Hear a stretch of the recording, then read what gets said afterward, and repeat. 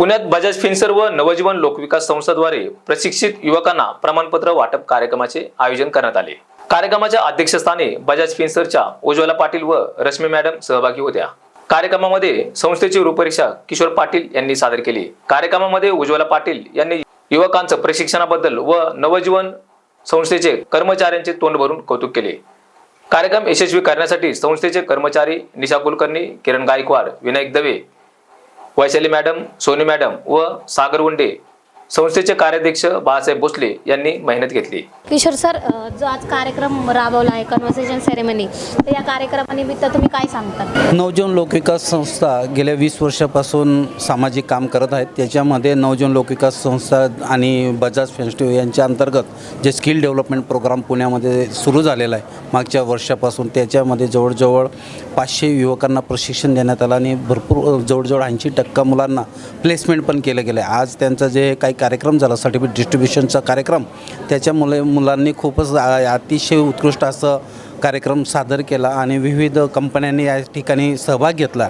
जवळजवळ 10-15 HR लोक या ठिकाणी आले, त्यांचाही सत्कार करण्यात आला आणि त्यांनी जो काही आम्हाला फीडबॅक दिला पॉझिटिव्ह, तो बघून असा आनंद वाटतो की अजून याची गरज आहे पुण्यामध्ये आणि भविष्यामध्ये पुण्यामध्ये असे सेंटर अजून पुढे चालू करायचे आणि त्या मार्फत विविध बेरोजगार युवकांना प्रशिक्षण देऊन त्यांना रोजगार उपलब्ध करून देण्याचं नवजीवन लोकविकास संस्थेचं एक स्वप्न आहे। तर अशा वेगवेगळ्या संस्थांमध्ये मुलं येतात, त्यांच्यामुळे ते प्रोत्साहन होतं, तर त्याच्याबद्दल तुम्ही काय सांगा? बऱ्याच वर्षापूर्वी जे बेरोजगार युवक असतात त्यांना अशी संधी मिळत नव्हती। या ठिकाणी जे काही विविध कंपन्यांच्या आर्थिक सहकार्यातून हा जो कार्यक्रम चालला आहे, त्याच्याद्वारे जो काही प्रशिक्षण चालू आहे त्याच्यात कुठल्याही प्रकारचं फीज वगैरे घेतली जात नाही। हा सगळा कार्यक्रम मोफत आहे आणि याच्यातून युवकांना रोजगार प्राप्त होतो आहे, ही सगळ्यात मोठी आनंदाची गोष्ट आहे।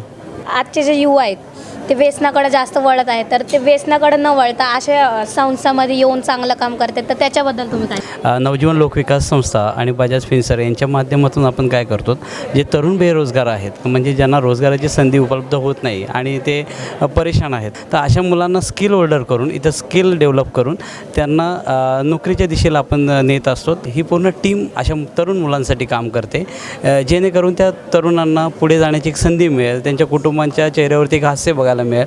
हा नवजीवन लोकविकास संस्था आणि बजाज फिन्सर्व यांचा एक महत्त्वाचा पार्ट आहे यामध्ये आणि यामुळे अनेक मुलं आतापर्यंत आपली जॉबला गेलेले आहेत, त्यांच्या चेहऱ्यावरती, त्यांच्या फॅमिलीच्या चेहऱ्यावरचं हास्य हा नवजीवन लोकविकास संस्थेसाठी खूप महत्त्वाचा आहे।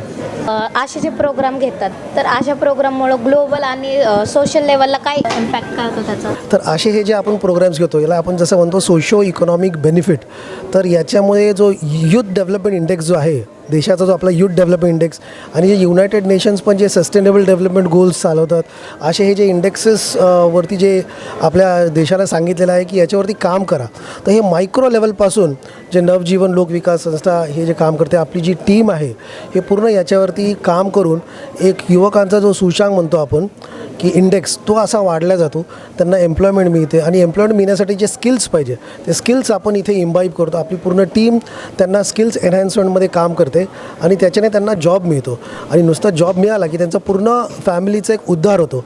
असंच त्यालाच म्हणतो आपण इकॉनॉमिक इम्पॅक्ट, इकॉनॉमिक बेनिफिट, त्याला पूर्ण सोशो इकॉनॉमिक बेनिफिटच्यामुळे आपल्या youth development index, sustainable development goals आणि ह्युमन डेव्हलपमेंट इंडेक्समध्ये फायदा होतो। तर असे हे जे प्रोग्राम चालतात ह्यालाच असं रिप्लिकेट करावं। तर माझी अशी इच्छा आहे की इवन बाकीचे जेवढे आपले सहकारी आहेत त्यांनी पण, जेवढी सहकारी संस्था आहेत, NGOज आहेत, ते पण असं काम करत आहेत, त्यांच्या माध्यमातून पण असं पूर्ण देशाला आणि ग्लोबल लेवलवरती असं इम्पॅक्ट होऊ शकतो। मी निशा कुलकर्णी नवजीवन लोकसंस्थामध्ये आहे।